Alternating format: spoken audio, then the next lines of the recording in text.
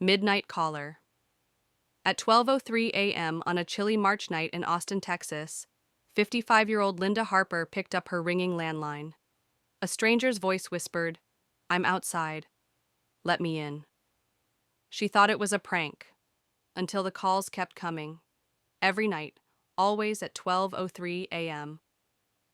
Linda lived alone at the edge of Travis Heights, in a restored 1920s bungalow. The first call lasted just 7 seconds. The second night, the caller added her address. The third night, he recited the names of her 2 grown children, who lived out of state. Linda changed her number, but the calls kept rerouting to the new line. Police advised her to ignore them. Phone records came back untraceable.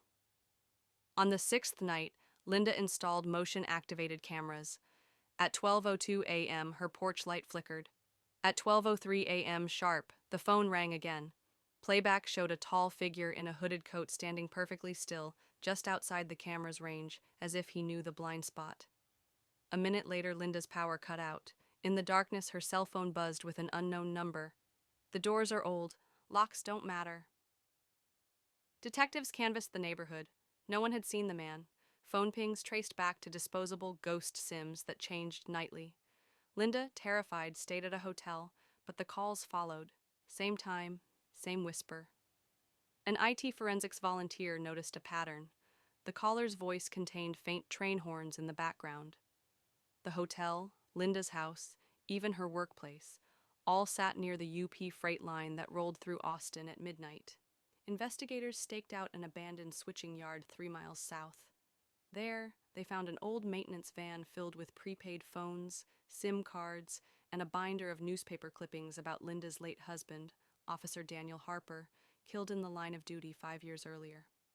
Fingerprints matched Stanley Rhodes, a former inmate Daniel had arrested in 1999, recently paroled with no fixed address. Inside the van, police discovered a map with Linda's nightly locations marked in red, plus a final note, 12:03 a.m., entry, March 17th. Detectives shadowed the freight line near Linda's street.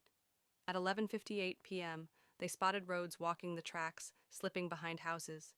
12:03 a.m., the call. He crept toward Linda's porch, crowbar in hand, stepping into the same blind spot. Floodlights snapped on. Officers swarmed. Rhodes was arrested without a word. On him, a handwritten speech. "You took 5 years. I'll take the rest of yours."